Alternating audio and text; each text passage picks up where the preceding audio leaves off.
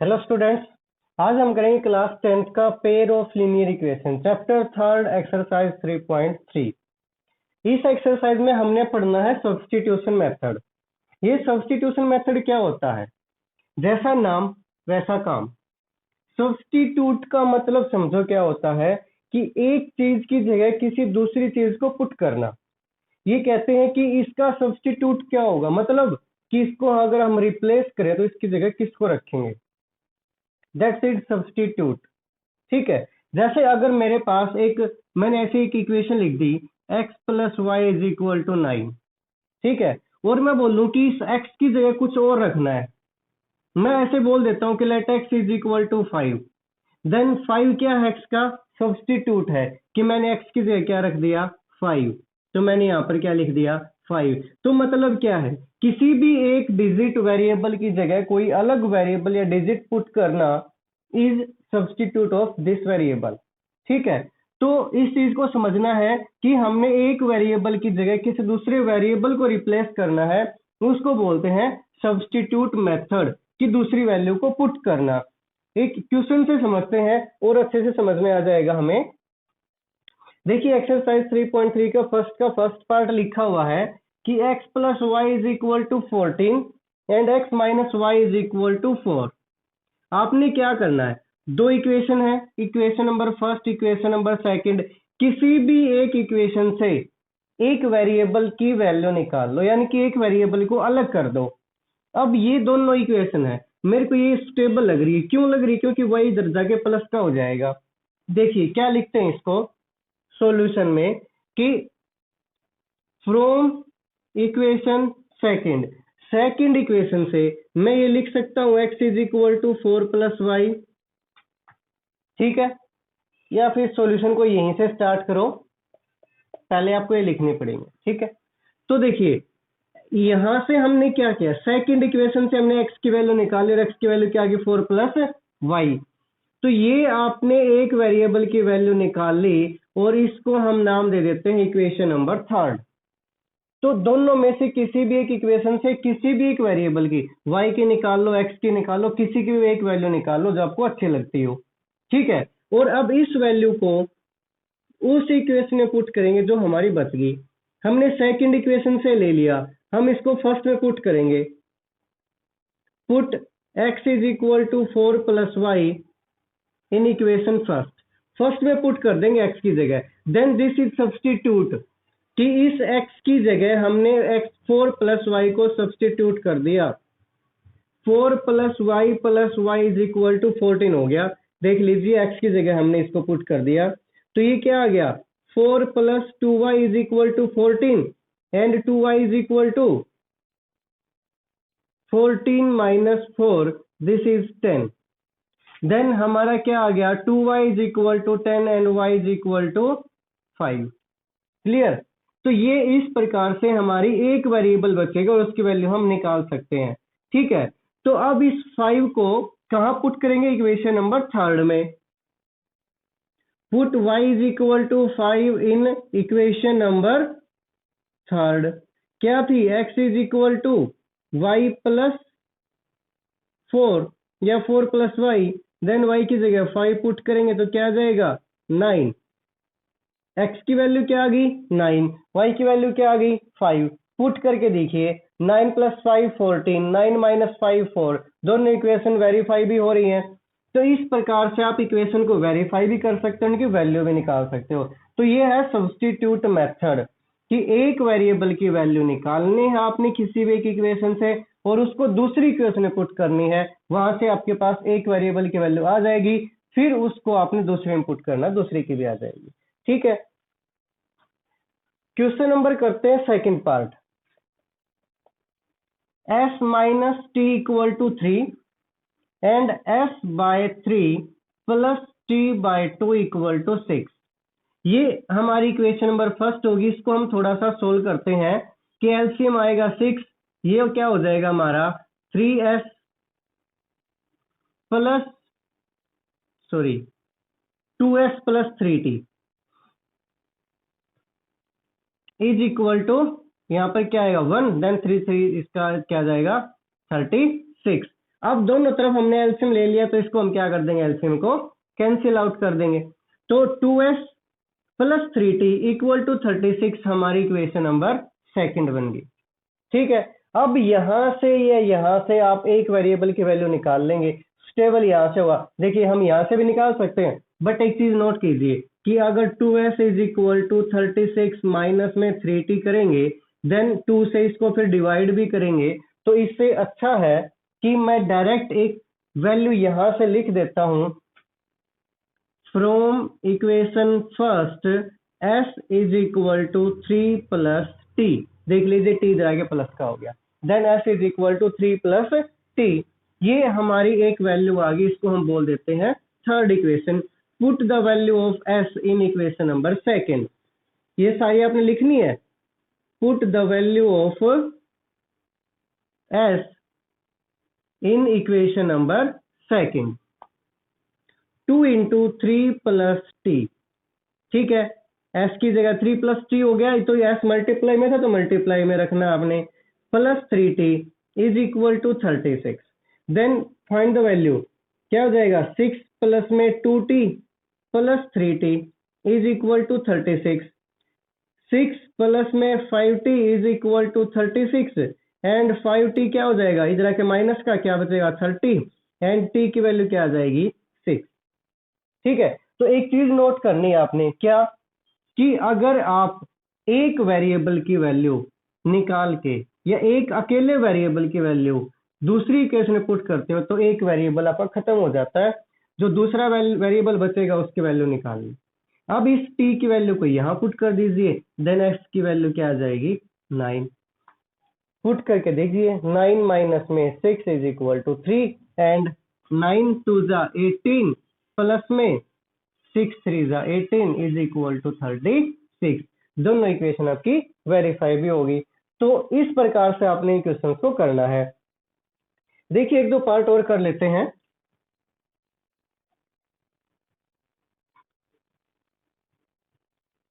और अच्छे से क्लियर हो जाएगा, उसके बाद आप खुद इसको अटेम्प्ट करेंगे तो अच्छा रहेगा। प्रैक्टिस जितनी ज्यादा करोगे उतना ज्यादा समझ में आता रहेगा।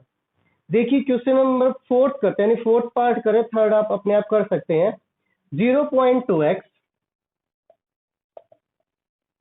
प्लस में 0.3y इज इक्वल टू 1.3। दूसरी इक्वेशन है 0.4x plus 0.5y is equal to 2.3। ठीक है, पहले तो हम इनको क्या करेंगे, सिंपल फॉर्म में कन्वर्ट करेंगे। क्या लिखते हैं कि 2x by 10 plus 3y by 10 is equal to 13 by 10, decimal को हटा दिया हमने। ठीक है, अब एक साथ एलसीएम लेंगे, ठीक है, तो क्या रहेगा, वैसे हम इसको क्या कर सकते हैं, हटा भी सकते हैं। ठीक है, क्यों, क्योंकि ये क्या है, एक साथ आ गया हमारे पास। ठीक है, तो इसकी हमारे पास हमें कोई आवश्यकता भी नहीं थी। ठीक है, अगर आप करना चाहो तो इसका एलसीएम लेंगे तो क्या रहेगा, 2x plus 3y equal to 13 ही आएगा। एलसीएम एक साथ लेते तो फिर से कैंसिल कर सकते हैं हम इसको। तो ये हो गया हमारी इक्वेशन नंबर फर्स्ट। देन ऐसे ही इसको लिख सकते हैं 4x plus 5y equal to 23, equation number second. समझ में आ गया। अगर बाय में 10 लिख देते हैं, मान लीजिए ऐसे, ठीक है, तो देखिए क्या रहेगा, एलसीएम एक साथ लेते हैं, जब इक्वल टू के साइन के दोनों तरफ एक साथ एलसीएम हम गेन करते हैं तो एलसीएम को खत्म कर देते हैं उसके बाद, तो इसलिए ये भी क्या हो जाएगा, हमारा खत्म हो जाएगा। तो इस प्रकार से बन गई equation first and equation second. जिस मर्जी से आप इक्वेशन से कोई एक वैल्यू निकाल लीजिए। मैं करता हूं from equation first 2x is equal to 13 minus 3y। देखिए ये 13 इधर आके माइनस का हो गया, तो 13 माइनस 3y। अकेले x की वैल्यू आपने निकालनी है, अकेले। देखिए आप इसको अगर जाओ तो यहाँ पर 4 है तो 2x की वैल्यू पुट कर सकते हो, बट हर एक इक्वेशन आपको ऐसे नहीं मिलेगा। ठीक है, तो अकेले x की वैल्यू निकाल लेते हैं। x is equal to 13 minus में 3y by 2, equation number third. Put the value of x in equation number second. Second में पुट करेंगे क्योंकि फर्स्ट से हमने वैल्यू निकाल ली है। तो देखिए क्या लिखेंगे, ये आपने लिखनी है, put value of x in equation second. तो क्या आएगा 4 इंटू एक्स की जगह पुट करेंगे 13 minus 3y/2 plus 5y equal to 23। ठीक है, ये इससे अब कैंसिल हो जाएगा, क्या बचेगा 2। तो आपके पास क्या बनेगी इक्वेशन 13 टू जा 26 माइनस में 3 टू जा 6y प्लस में 5y इज इक्वल टू 23। ठीक है, क्या बचेगा 26 minus Y is equal to 23। ये इधर आके माइनस का हो तो minus Y is equal to -3 and y is equal to 3। ठीक है, तो मतलब क्या है, सिंपल सा फंडा यही है कि एक इक्वेशन से आपने वैल्यू निकालनी है एक्स की या वाई की, उसको दूसरी इक्वेशन में पुट करना है, वहां से वैल्यू एक वेरिएबल की निकलेगी, इस वैल्यू को दूसरे वेरिएबल में दूसरी इक्वेशन में पुट कर दो, यहां पुट कर दो, put y equal to 3 in equation number 3rd, then x is equal to 13 minus 3 into 3 by 2, 13 minus 9 by 2 is equal to 4 by 2 equal to 2। अब यहाँ पर पुट कीजिए 2 2 जा 4 एंड 3 3 जा 9, 9 और 4 13, वेरीफाई होगी, 4 2 जा 8, 5 3 जा 15, 15 और 8 23 वेरीफाई होगी। तो ये आपने इक्वेशन को सोल्व करना था। एक पार्ट और करते हैं इसका, फिफ्थ पार्ट, बाकी आप कर सकते हो। √2x plus 3y, √3y is equal to 0 and √3x minus √8y is equal to 0। ये दो इक्वेशन गिवन है, तो फर्स्ट एंड सेकंड किसी भी एक इक्वेशन से आपने वैल्यू निकालनी है, तो फ्रॉम इक्वेशन सेकंड, मैं लिख नहीं रहा, डायरेक्ट बता रहा हूं, क्या लिखेंगे √3x is equal to √8y हो जाएगा, इधर आके प्लस का, and x is equal to √8/√3y हो जाएगा। Put the value of x in equation number first, second से निकाल लिया, फर्स्ट में पुट कर देंगे हम, तो क्या आएगा x की जगह पुट करेंगे तो √2 इंटू √8 बाय में √3 इंटू वाई प्लस में √3y इज इक्वल टू 0। ये क्या हो जाएगा √2 और √8 की मल्टीप्लाई √16 क्या होता है 4 by √3y plus √3y is equal to 0। Divide में क्या किया 1, एलसीएम क्या आएगा √3, यहाँ पर क्या आ जाएगा 4y, रूट से रूट कैंसिल, तो क्या बचेगा 3y, एलसीएम इधर आके हो जाएगा 0, then 7y is equal to 0 and y is equal to 0, और y की वैल्यू क्या आ गई 0। Put the value of y in equation number third, और x की वैल्यू भी क्या आ जाएगी 0। ठीक है, देखिए दोबारा करते हैं इसको, यहां से हमने वैल्यू निकाल ली √8 y इधर आके प्लस का हो गया, x की वैल्यू आ गई √8 बाय √3 इंटू वाई, इस वैल्यू को हमने यहां पर पुट किया, √2 एज इट इज है, x की जगह √8 बाय √3y प्लस √3y, अब √8 और √2 की मल्टीप्लाई होगी √16, और √16 किसके इक्वल होता है 4 के, तो ये लिख दिया हमने 4 बाय √3y। ठीक है, यहाँ पर 1 आ गया, अब एलसीएम होता है इसका √3, तो यहाँ पर तो आ जाएगा 4y, और √3 और √3 की मल्टीप्लाई करें तो क्या आ जाएगा 3y इज इक्वल टू क्या हो जाएगा 0, इधर आके 0 हो गया, तो यहाँ से वैल्यू आ गई हमारी। तो इस प्रकार से आपने इस फर्स्ट सम को पूरा सोल्व करना है। ठीक, नंबर सेकंड में क्या लिखा हुआ है कि √2x plus 3y is equal to 11। ठीक है, और दूसरी इक्वेशन है 2x minus 4y is equal to -24। आपने दोनों इक्वेशन को सोल्व करके m की वैल्यू निकालनी है, और वो इक्वेशन में पुट करनी है, जो कि है y is equal to mx plus 3। इस इक्वेशन में इस वैल्यू को पुट करके आपने इस वैल्यू को निकालना है। ठीक है, देखिए यहां से कहीं से वैल्यू निकाल लीजिए, equation first and equation second, मैं डायरेक्ट सोल्व कर देता हूं, लिखने का काम आप कर सकते हो। ठीक है, फ्रॉम इक्वेशन फर्स्ट क्या आ जाएगा 2x is equal to 11 minus 3y। ठीक है, एंड चलिए इसको ऐसे रख लेते हैं क्योंकि यहाँ पर 2x ही है, तो 11 minus 3y equation number third, put the value of 2x in equation number second, 2x की जगह पुट करेंगे तो 11 minus 3y minus 4y is equal to -24, 11 minus 7y minus 24 minus 7y minus 24 minus 11 and -7y is equal to -35, then y is equal to कितना आ गया 5। Put the value of y in equation number third. करते हैं 2x minus 3 into 2x is equal to 11 minus 3 into 5, यही आ गया।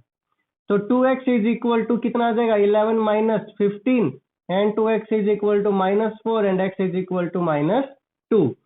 दोनों value आ गई आपकी, इन वैल्यूज को यहाँ पुट कर दीजिए। ठीक है, इसको इक्वेशन नंबर हम क्या लिख लेते हैं, ए लिख देते हैं। Put value of x and y in equation A. ठीक है, y की value 5 is equal to m into x की वैल्यू -2 प्लस 3, इधर आ जाएगा 3 माइनस का हो जाएगा, तो 5 minus 3 2 is equal to -2m and m की वैल्यू क्या आएगी 2 बाई -2 इज इक्वल टू -1।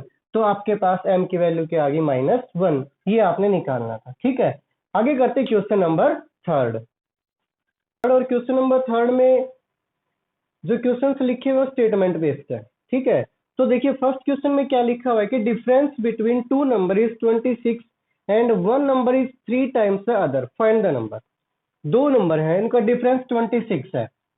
ठीक है, तो एक चीज याद रखना कि हम टू वेरिएबल में सोल्व कर रहे हैं।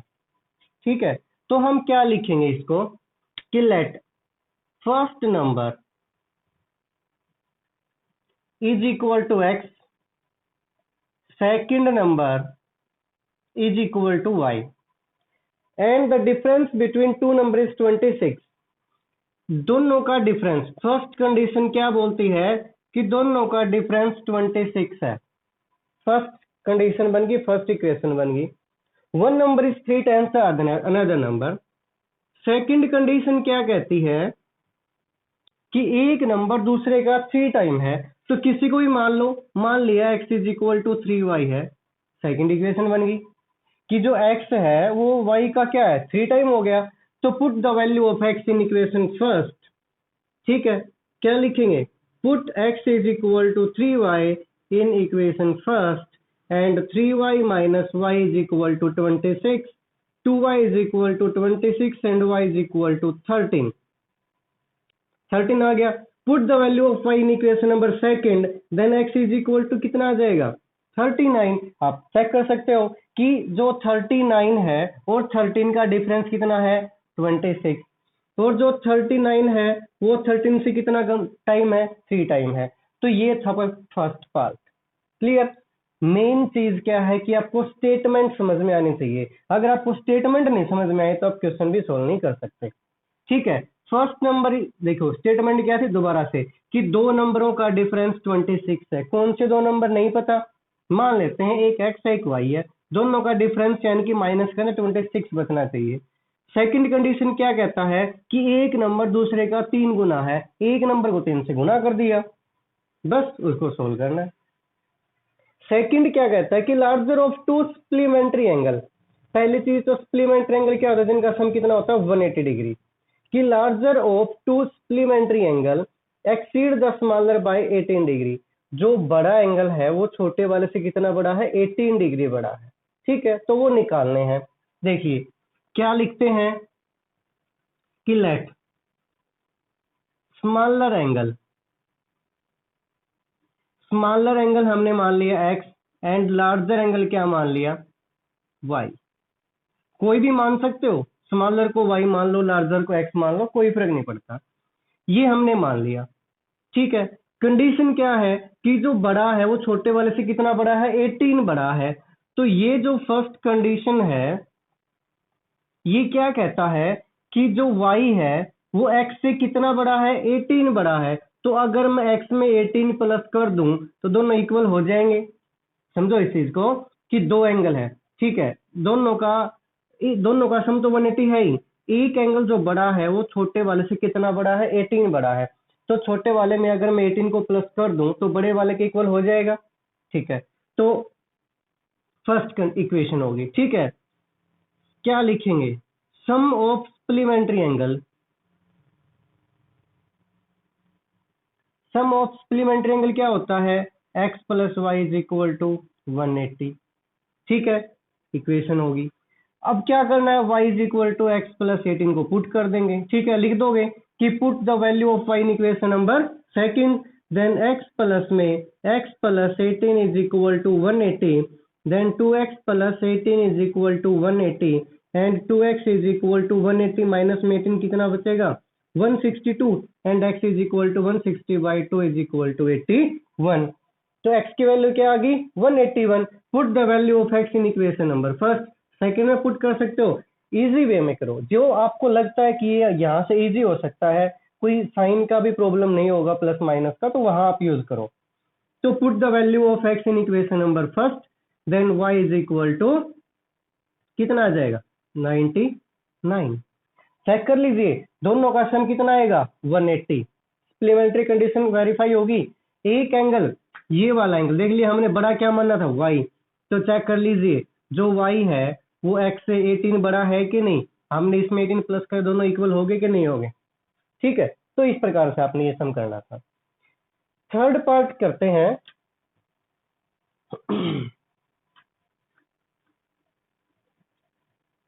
क्या लिखा हुआ है कि the coach of cricket team buy 7 bat and 6 ball for RS 3800 later she buy 3 bat and 5 balls for 1750 find the cost of each bat and ball. खुद के लिए है, ये आपका होमवर्क है। क्या लिखेंगे, let cost of 1 bat is equal to x and cost of 1 ball is equal to y। और फर्स्ट कंडीशन क्या बनेगी, 7 बैट मीन 7x प्लस में कितनी बॉल थी 6y is equal to 3800 and next क्या थे कि 3 bat and 5 ball, 3 bat and 5 ball is equal to 1750। ये दो इक्वेशन बन गई। आप यहाँ से एक वैल्यू निकाल के यहाँ पुट कीजिए और इसको सोल्व करना। ठीक है, फोर्थ पार्ट देखिए, बहुत इंपॉर्टेंट है फोर्थ पार्ट, बहुत बार पेपर में भी आता है कि the taxi charge in a city consists of a fixed charge together with the charge for the distance covered। क्या कहता है कि कुछ डिस्टेंस का फिक्स चार्ज है। मान लिया यहाँ से यहाँ तक का 100 किलोमीटर एरिया है, तो यहाँ से मान लिया कि 10 किलोमीटर का वो फिक्स चार्ज लेता है कि आप 10 किलोमीटर जाओगे, तो मान लिया जैसे 1 किलोमीटर जाओ या 10 किलोमीटर जाओ, यहाँ का आपका फिक्स रहेगा मान लिया 50 रुपए। ठीक है, और ये बोल देता कि इसके बाद का पर किलोमीटर का 2 रुपए 5 रुपए 20 रुपए जितना भी वो लगेगा। ये कंडीशन है। ठीक है, distance of 10 kilometre the charge paid 105 for a journey 15 kilometre the charge paid 155। अगर 10 किलोमीटर जाता है तो उसने पैसे दिए 105, 15 किलोमीटर जाता है तो पैसे दिए 155। तो बताना है कि फिक्स चार्ज क्या है और जो पर किलोमीटर का चार्ज है वो क्या है। करते हैं इसको, देखिए मान लेते हैं कि जो फिक्स चार्ज है वो x है। Let fix charge is equal to x rupees. ठीक है, and charge of per kilometre, जो पर किलोमीटर का चार्ज है वो कितना है y रुपीज। ठीक है, 10 किलोमीटर गया है, 10 किलोमीटर के 105 रुपीज दिए हैं। तो देखिए कि जो फिक्स था वो तो दिया ही दिया, और 10 किलोमीटर गया है, ठीक है, उसका टोटल दिया 105। फर्स्ट कंडीशन, इसको समझना है कि 10 किलोमीटर के जो भी रुपए थे टोटल 105 थे, इसमें से कुछ फिक्स भी था, इसके अंदर ही फिक्स है 105 के अंदर, तो हमने फिक्स भी जोड़ दिया और जो पर किलोमीटर का था वो भी जोड़ दिया। ठीक है, अब टोटल किलोमीटर तो 10 थे, हमें नहीं पता कि वो फिक्स कितने किलोमीटर का था और एक्स्ट्रा चार्ज कितने किलोमीटर पर लगता है, तो हम दोनों को एक साथ लिख दिया। सेकंड कंडीशन क्या कहती है कि 15 किलोमीटर के उसने 155 रुपीज दिए। इक्वेशन नंबर सेकंड हो गई। ठीक है, तो दोनों को सोल्व करना है। यहां से हम x की वैल्यू निकाल लेते हैं। ठीक है, मैं डायरेक्ट सोल्व कर रहा हूं कि x is equal to 105 minus में 10y। इक्वेशन नंबर थर्ड, अब यहां से वैल्यू यहां पुट कर दी जाएगी। 105 माइनस में 10y plus 15y is equal to 155। लिखना सेम है, एक क्वेश्चन बता दिया था मैंने, बार बार नहीं बताया जाएगा। 105 प्लस में 5y is equal to 155 and 5y is equal to कितना बचेगा 50, then y is equal to कितना आ गया 10। तो y की वैल्यू 10 आ गई। Put the value of y in equation number third, x is equal to 105 minus में 100 इज इक्वल टू 5। यानी कि जो फिक्स चार्ज था वो कितना था, 5 रुपए। पर किलोमीटर का चार्ज कितना था, 10 रुपए। समझ में आई बात? पुट करके देखिए कि 5 रुपए 1 किलोमीटर के थे, ठीक है, जो फिक्स था वो था। अब पर किलोमीटर के 10 रुपए थे, गए 10 किलोमीटर, तो 10 10 जा 100, 105 कितना हो गया, 105।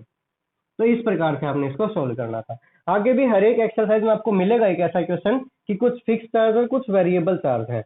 लास्ट में इसने बोला कि 25 किलोमीटर कितने पे करने पड़ेंगे। देखिए 1 किलोमीटर के 10 रुपए हैं, तो 25 के कितने हो गए, 250। 5 रुपए फिक्स चार्ज भी रहेगा, तो कितना देना पड़ेगा उसको, 255। ठीक है, सी इसका फिफ्थ पार्ट देखिए, फिफ्थ पार्ट करते हैं। क्या लिखा हुआ है कि a fraction become 9/11 if 2 is added to both the numerator and denominator. If 3 added to both the numerator and denominator, it will become 5/6. What is the fraction? Let numerator is equal to x, मैं complete नहीं लिख रहा, and denominator is equal to y and their fraction is x by y. ठीक है, question क्या है कि 2 added to both numerator and denominator, यहाँ पर भी 2 प्लस किया, यहाँ पर भी 2 प्लस किया, और फ्रैक्शन बन गया 9/11। This is first condition. Cross multiply करेंगे तो 11x प्लस 22, 9y प्लस 18, इधर लेके आएंगे तो क्या बनेगा, 11x माइनस 9y, इधर जाएगा तो माइनस का 4। Equation number first. Same thing, 3 added to both numerator and denominator, it will become 5/6। Then x by y, दोनों जगह 3 प्लस किया तो ये बन गया 5/6। Again cross multiply, 6x plus में 18 is equal to 5y plus में 15, 6x माइनस में 5y is equal to -3। Equation number second. Solve खुद करोगे इसको, ठीक है, x और y की वैल्यू निकालनी है।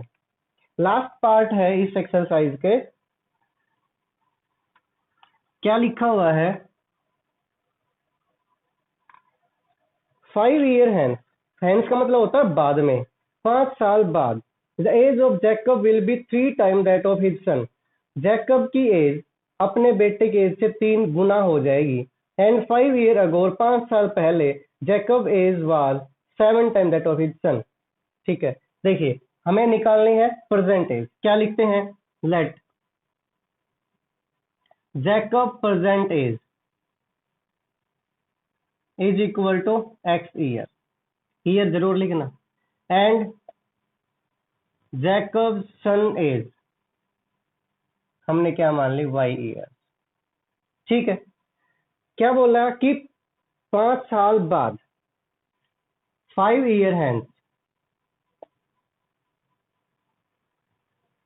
एज विल बी, एज क्या हो जाएगी, x प्लस 5 और y प्लस 5, दोनों में 5 5 ऐड कर देंगे तो 5 साल बाद जैकब 3 गुना हो जाएगा बेटे का। तो ये जैकब की एज है, ये 3 टाइम्स हो चुकी है, तो हम अगर इसको 3 से अगेन मल्टीप्लाई करेंगे तो 9 टाइम हो जाएगा, इसलिए हम 3 से मल्टीप्लाई करेंगे सन की एज को। तो ये क्या बनेगा, x plus 5 is equal to 3y plus 15 and x minus 3y is equal to 10। ये हो गया आपकी फर्स्ट कंडीशन या फर्स्ट इक्वेशन।